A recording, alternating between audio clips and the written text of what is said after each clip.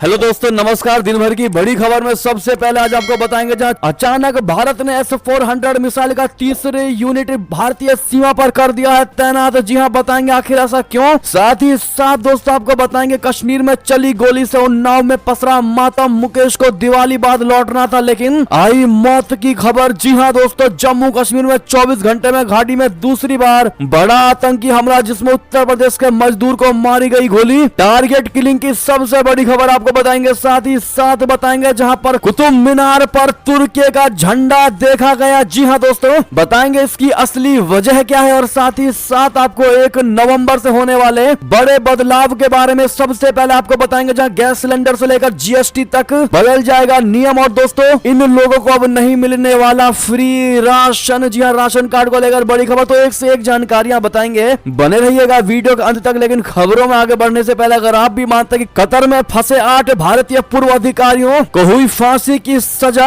से किसी भी कीमत पर मोदी सरकार उन्हें बचाएगी, तो इस वीडियो को लाइक करके, चैनल को सब्सक्राइब करके, बेल आइकन दबा के कमेंट में जय हिंद जरूर कहिएगा। चलते हैं पहली और सबसे बड़ी खबर की तरफ, जहां चीन पाकिस्तान की मिसाइलें अब होंगी नाकाम। भारत ने सीमा पर S-400 मिसाइल का तीसरा यूनिट कर दिया तैनात। बताते भारतीय वायुसेना ने चीन और पाकिस्तान के साथ लगती सीमाओं पर S-400 की तीसरी यूनिट तैनात कर दी है। भारत और रशिया के बीच 5 एयर डिफेंस सिस्टम का करार है। बचे 2 एयर डिफेंस सिस्टम के लिए अंतिम वितरण कार्यक्रम पर चर्चा करने के लिए भारतीय और रूसी अधिकारी जल्द ही मिलने वाले हैं। ANI की रिपोर्ट के मुताबिक भारत ने 2018-19 में रशिया के साथ इस मिसाइल की डील लगभग 35,000 करोड़ रुपए में की थी। इनमें से 3 पहले ही देश में आ चुके हैं, लेकिन शेष 2 की डिलीवरी रशिया यूक्रेन संघर्ष के कारण बाधित हो गई थी। रक्षा सूत्रों ने ANI को बताया है कि 3 स्क्वाड्रन पहले ही महत्वपूर्ण स्थानों पर तैनात किए जा चुके हैं। उनके मुताबिक एक यूनिट चीन और पाकिस्तान दोनों पर नजर रख रही है। एक को चीन और पाकिस्तान मोर्चों के लिए रखा गया है। सूत्रों ने बताया है कि रूसी और भारतीय अधिकारी शेष 2 मिसाइल स्क्वाड्रनों की अंतिम डिलीवरी कार्यक्रम पर चर्चा करने के लिए जल्द ही फिर से बैठक करेंगे। रूसी पक्ष अंतिम डिलीवरी समय सीमा के बारे में बहुत स्पष्ट नहीं है, क्योंकि वे यूक्रेन के साथ संघर्ष में भी व्यस्त है। जी हाँ दोस्तों, भारतीय वायुसेना को S-400 ट्रायम्फ मिसाइल की कुल 5 रेजिमेंट अक्टूबर 2023 तक मिलनी है, जो कि आज अंतिम दिन है। दिसंबर 2021 में भारत के यात्रा के दौरान राष्ट्रपति पुतिन ने जल्द से जल्द सभी यूनिट की सप्लाई करने का भरोसा दिलाया था। अब ऐसे में दोस्तों जिस प्रकार से भारत ने सीमा पर S-400 की नई खेप यानी तीसरी यूनिट को तैनात किया है, अगर आप भी मानते हैं कि भारत की मोदी सरकार ने बिल्कुल सही कदम उठाया है दोस्तों, तो कमेंट में मेरा भारत महान कहना मत भूलिएगा। चलते हैं अगली खबर की तरफ, जहां बहुत बड़ी खबर, कश्मीर में एक और टारगेट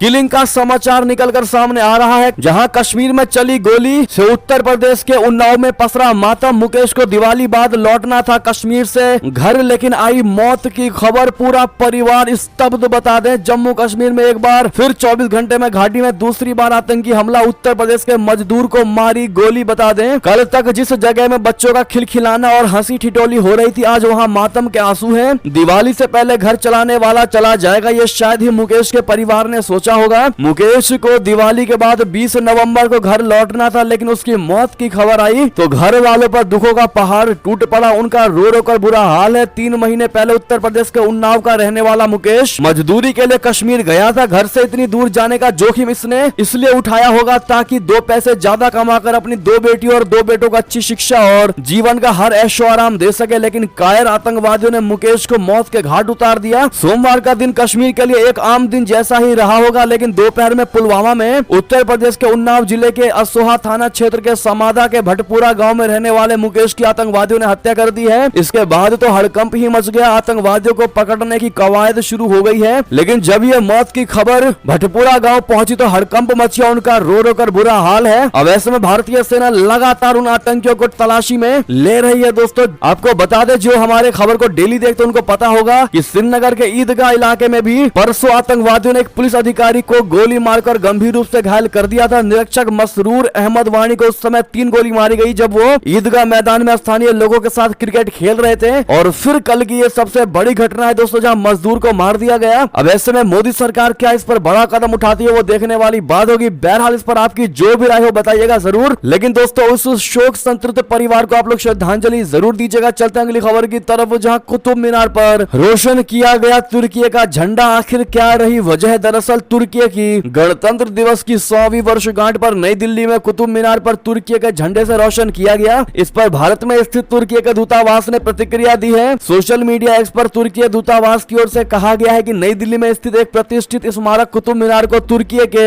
झंडे से रोशन किया गया है। प्रतिष्ठित स्मारक कुतुब मीनार एक यूनेस्को विश्व धरोहर स्थल है जो 13वीं शताब्दी का है। तुर्की गणराज्य की शताब्दी मनाने के लिए तुर्की के झंडे से रोशन किया गया था। तुर्की गणतंत्र 100 वर्ष पुराना है। गणतंत्र दिवस की शुभकामनाएं, ऐसा लिखा है दोस्तों। तुर्की के राष्ट्रपति रेसेप तैयब एर्दोगन ने गणतंत्र दिवस के मौके पर तुर्की के लोगों को बधाई दी। एक्स पर एक पोस्ट में एर्दोगन ने कहा कि आज हम अपने गणतंत्र की 100वीं वर्षगांठ तक पहुंचने के उत्साह और गौरव का अनुभव कर रहे हैं। मैं 29 अक्टूबर गणतंत्र दिवस पर हमारे देश और दुनिया भर में रहने वाले हमारे नागरिकों को तहे दिल से बधाई देता हूं। साथ ही साथ अगली खबर की बात करें, जहां अफगानिस्तान इंडिया की दोस्ती देख भड़की पाकिस्तानी अवाम, कहा अफगान लोग गद्दार, उन्हें भारत के साथ दोस्ती नहीं रखनी चाहिए। बता दें भारत और पाकिस्तान के बीच पिछले कई सालों से आपसी रिश्ते सही नहीं है। इसकी सबसे बड़ी वजह पाकिस्तान के तरफ से भारत पर किए जाने वाले आतंकी हमले हैं। हालांकि पाकिस्तान का ऐसा समीकरण सिर्फ भारत के साथ ही नहीं बल्कि उसके एक और पड़ोसी मुल्क अफगानिस्तान के साथ भी है। मौजूदा समय में पाकिस्तान के रिश्ते जिस तरह से भारत के साथ हैं, ठीक उसी तरह के रिश्ते अफगानिस्तान के साथ भी हैं। हाल ही में एक पाकिस्तानी महिला यूट्यूबर में पाकिस्तानी अवाम से अफगानिस्तान और भारत के रिश्ते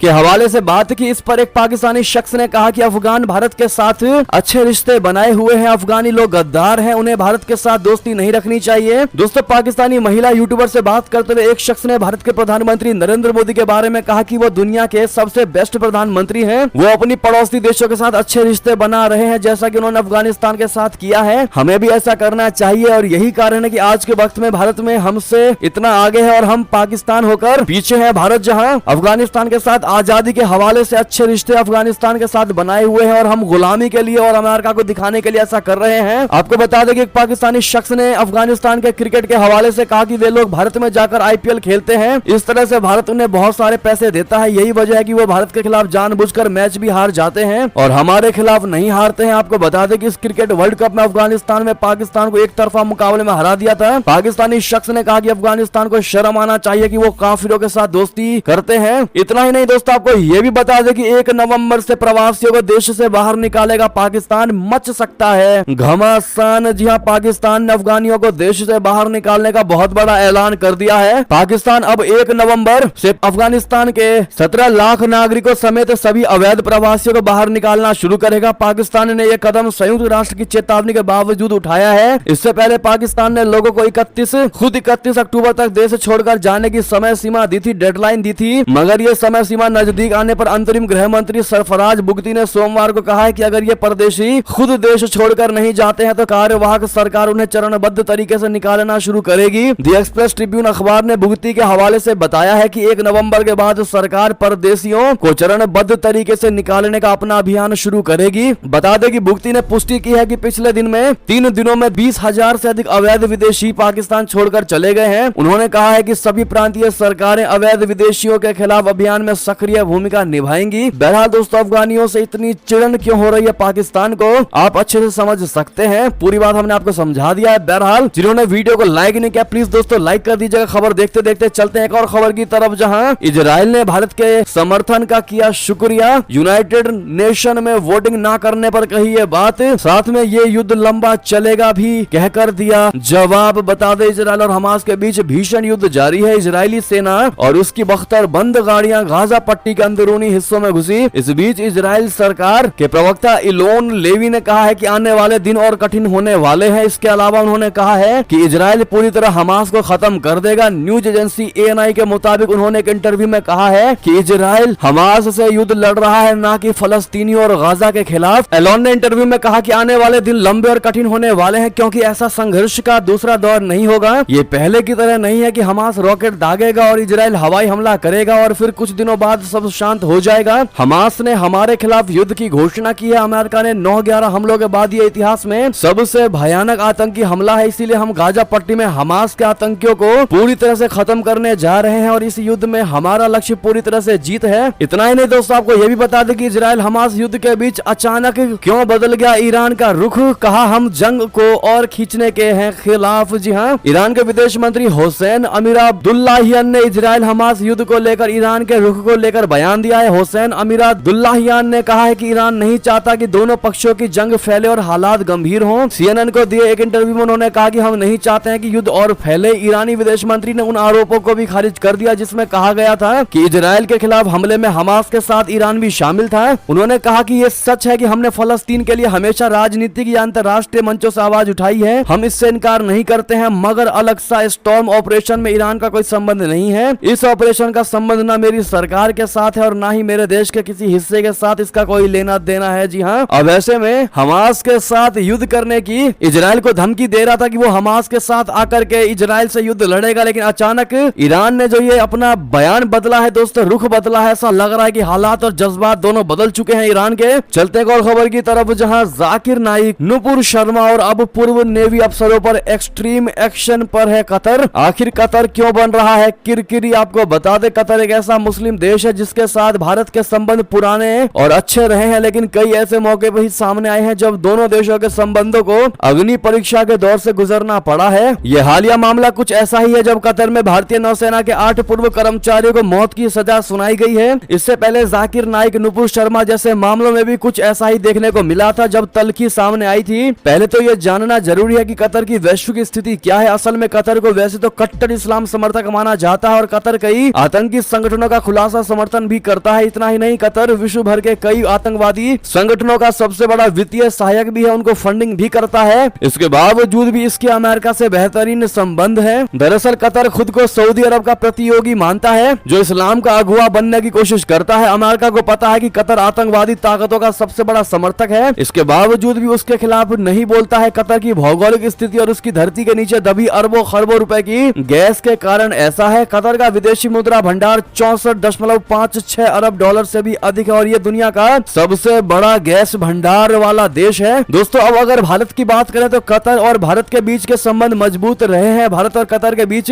राजनयिक संबंध 1973 में स्थापित हुए थे। भारत अपनी 40% गैस की आवश्यकता को पूरा करने में कतर का सहारा लेता है। कतर की 25 लाख की आबादी में से 6.5 लाख भारतीय हैं जो काम करके भारत को बड़ी मात्रा में विदेशी मुद्रा पहुंचाते हैं। भारत और कतर के रिश्ते न केवल आर्थिक बल्कि राजनीतिक और सामाजिक लेवल पर भी मजबूत रहे हैं, लेकिन ऐसे कई मौके हैं जब तल्खी बढ़ी है। फुटबॉल वर्ल्ड कप 2022 के दौरान जाकिर नाइक ओपनिंग सेरेमनी में दिखाई दिया था। जाकिर नाइक हमेशा भारत के खिलाफ जहर उगलता रहा है। उस समय भारत ने आपत्ति जताई तो कतर ने बताया कि जाकिर नाइक को आधिकारिक रूप से इनवाइट नहीं किया गया था। जाकिर नाइक भारत में वांटेड है। इसके अलावा बीजेपी नेता नुपुर शर्मा ने कथित तौर पर अपमानजनक पैगंबर मोहम्मद पर टिप्पणी की थी, फिर पूरी दुनिया में बवाल हुआ था। इतना ही नहीं, कतर ने भारतीय राजदूत को तलब कर लिया था। इसके अलावा भारत से निर्वासित चर्चित पेंटर एमएफ हुसैन को 2010 में कतर ने नागरिकता दी थी। इसके बाद भी तल्खी बढ़ी थी। अब भारतीय नौसेना के 8 पूर्व कर्मचारियों को कतर के कोर्ट ऑफ फर्स्ट इंस्टेंस ने मौत की सजा सुनाई है। बहरहाल दोस्तों, फिर एक बार कतर के साथ भारत की तल्खी देखने को मिल सकती है, लेकिन बात चाहे कुछ भी हो, तल्खी हो, लड़ाई हो, फाइट हो, कुछ भी हो, लेकिन अगर आप भी मानते हैं कि इन भारत के 8 पूर्व कर्मचारियों को किसी भी कीमत पर भारत की मोदी सरकार को बचाना ही चाहिए, क्योंकि उन्होंने भारत के लिए मर मिटने की कसम खा करके ही नौसेना में भर्ती ली थी और अब ये हर भारतीय का फर्ज है कि उनको बचाए। तो दोस्तों, आप लोग प्रधानमंत्री नरेंद्र मोदी जी से क्या रिक्वेस्ट करना चाहेंगे इस मुद्दे पे बताइएगा जरूर, लेकिन साथ ही साथ long live Modi ji, and Modi है तो मुमकिन है, जरूर कहिएगा। चलते हैं एक और बड़ी खबर की तरफ, जहां वर्ल्ड कप में शर्मनाक हार का सिलसिला पड़ा भारी। इंजमाम उल हक को देना पड़ गया इस्तीफा। जी हां, भारत में हो रहे वर्ल्ड कप 2023 में एक तरफ जहां पाकिस्तान क्रिकेट टीम शर्मनाक प्रदर्शन कर रही है, तो वहीं पाकिस्तान क्रिकेट बोर्ड में भूचाल आ गया है। जी हां, इस भूचाल के चलते पहला विकेट गिर गया है और मुख्य चयनकर्ता इंजमाम उल हक ने इस्तीफा दे दिया है। चीफ सेलेक्टर इंजमाम उल हक ने इस्तीफा ऐसे समय दिया है जब बाबर आजम की कथित चैट भी लीक हुई है। इस लीक मामले में कुछ पूर्व क्रिकेटर पीसीबी अध्यक्ष जका अशरफ को कसूरवार ठहरा रहे हैं, तो वहीं कुछ ऐसे भी हैं जो खराब प्रदर्शन के लिए बाबर आजम को कप्तानी से हटाए जाने की मांग कर रहे हैं। जी हां, फिलहाल इंजमाम उल हक ने अपना इस्तीफा पाकिस्तान क्रिकेट बोर्ड सुप्रीमो जका अशरफ को भेज दिया है। इंजमाम उल हक इससे पहले भी इस पद को संभाल चुके हैं। अपने पहले कार्यकाल में वे साल 2016-19 तक पाकिस्तान के चीफ सेलेक्टर रहे थे। वे कोच की भूमिका में भी थे। इसके बाद उन्हें कुछ समय पहले अगस्त के महीने में दोबारा ये जिम्मेदारी सौंपी गई थी, लेकिन हाल ही में पाकिस्तान टीम की खस्ता हालत के लिए उन्हें भी निशाना बनाया जा रहा था। इतना ही नहीं, इंजमाम उल हक के ऊपर भी पक्षपात के आरोप लगे हैं। जी हाँ, इंजमाम के इस्तीफे के साथ ही ये तो दोस्तों तय हो गया है कि पाकिस्तान क्रिकेट में उठा पटक का दौर जारी है। एक्सपर्ट्स का ये भी मानना है कि जल्द ही और भी इस्तीफे आ सकते हैं पाकिस्तान क्रिकेट बोर्ड से। जी हाँ, साथ ही साथ अगली खबर की बात करें, जहां दिन हो या रात हो, बिलों में छिपे दुश्मनों पर होगा प्रचंड प्रहार। भारत के इस अस्त्र की ताकत देख थर्रा उठेंगे चीन पाकिस्तान। जी हां दोस्तों, हम बात कर रहे हैं प्रचंड हेलीकॉप्टर की। बता दें, भारत दो ऐसे मुल्कों से घिरा हुआ है जो हमेशा उसके खिलाफ साजिश रचते रहते हैं। बात हो रही है चीन और पाकिस्तान की। भारत के पहले सीडीएस जनरल बिपिन रावत ने कहा था कि भारत को 2.5 मोर्चे के युद्ध के लिए तैयार रहना चाहिए, यानी भारत को एलएसी पर चीन, एलओसी पर पाकिस्तान और आतंकवादियों से युद्ध करना पड़ सकता है। शायद यही देखते हुए भारतीय सेना लगातार अपने पावर बैंक में एक से बढ़कर एक ताकतवर और घातक हथियार शामिल कर रही है। जैसा कि हमने आपको शुरू में बताया कि S-400 को तैनात कर दिया गया है सीमा पर। सोमवार को भारतीय सेना के हल्के लड़ाकू हेलीकॉप्टर LCH प्रचंड ने दिन और रात दोनों स्थितियों में 70 मिलीमीटर रॉकेट दागने में सफलता हासिल की है। अधिकारियों के मुताबिक असम में लीका बाली के पास एक फायरिंग रेंज में किया गया प्रचंड ने यह कारनामा कर दिखाया। ऐसे में दोस्तों, अपनी भारतीय सेना को आप लोग, खास करके वायुसेना को ऑल द बेस्ट जरूर कह दीजिएगा। अगली खबर की बात करें, जहां कनाडा में जस्टिन ट्रूडो का भारत विरोधी अभियान हुआ फेल। जनमत संग्रह में 2000 लोग भी जुटा ना सका खालिस्तानी। जी हां, कनाडा के प्रधानमंत्री जस्टिन ट्रूडो का भारत विरोधी अभियान फेल हो गया है। उनकी शह पर उधम मचा रहे खालिस्तानी समर्थकों का जनमत संग्रह फ्लॉप साबित हो गया है। CNN न्यूज 18 की रिपोर्ट के मुताबिक ब्रिटिश कोलंबिया के 15 गुरुद्वारों में दूसरी बार बुलाए गए जनमत संग्रह में 2000 लोग भी इकट्ठा ना हो सके।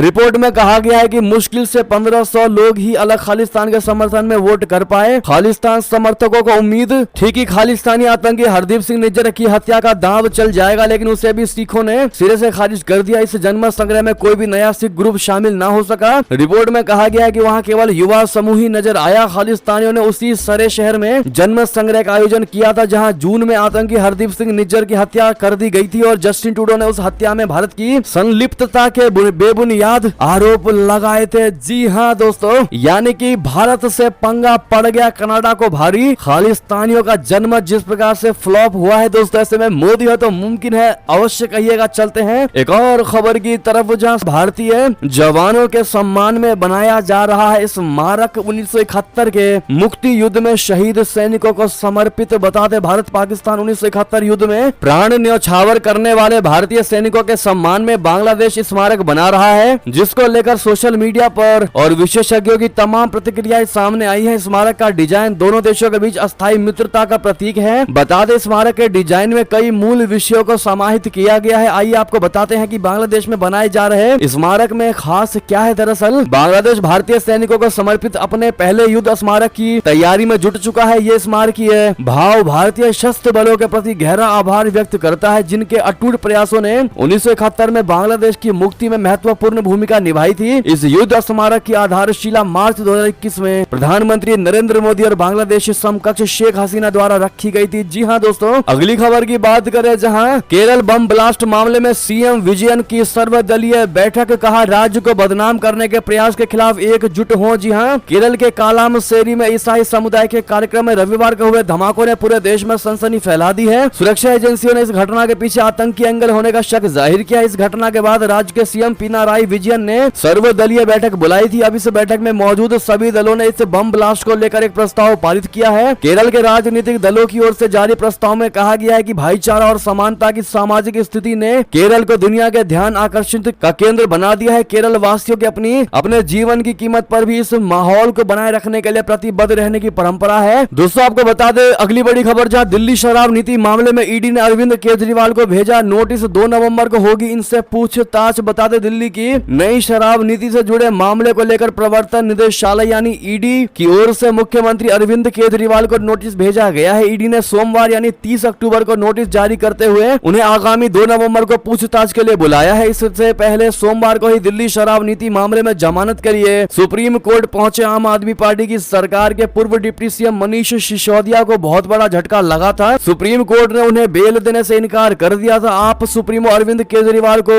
दिल्ली की नई शराब नीति से जुड़े मामले में पूछताछ के लिए नोटिस भेजा गया है। इससे पहले मुख्यमंत्री को सीबीआई अप्रैल महीने में पूछताछ के लिए बुला चुकी है। इतना ही नहीं दोस्तों, आपको ये भी बता दें कि इस बार जेल में ही दिवाली मनाएंगे मनीष सिसोदिया। सुप्रीम कोर्ट ने दे दिया बड़ा और तगड़ा झटका। बता दें, सुप्रीम कोर्ट ने सोमवार को कथित दिल्ली आबकारी नीति घोटाला से संबंधित भ्रष्टाचार एवं धन शोधन के मामले में दिल्ली के पूर्व उप मुख्यमंत्री मनीष सिसोदिया की नियमित जमानत का अनुरोध वाली याचिकाएं खारिज कर दी। न्यायमूर्ति संजीव खन्ना एवं न्यायमूर्ति SV भट्टी की पीठ ने कहा कि उसने जांच एजेंसियों के बयान को रिकॉर्ड किया और इन मामलों में सुनवाई 6 से 8 महीने में पूरी हो जाएगी। अगली खबर की बात करें जहां पर गिरिराज सिंह ने सीएम नीतीश कुमार को दिया ओपन चैलेंज, कहा हिम्मत है तो वाराणसी सीट से चुनाव लड़कर दिखा दें। जी हां, उत्तर प्रदेश के फूलपुर से लोकसभा चुनाव लड़ने की बात को लेकर सीएम नीतीश कुमार इन दिनों चर्चा में हैं। वहीं इस पर केंद्रीय मंत्री गिरिराज सिंह ने सोमवार को प्रतिक्रिया दी। उन्होंने नीतीश कुमार को ओपन चैलेंज देते हुए कहा है कि नीतीश कुमार को जहां से मर्जी हो चुनाव लड़कर दिखा दे।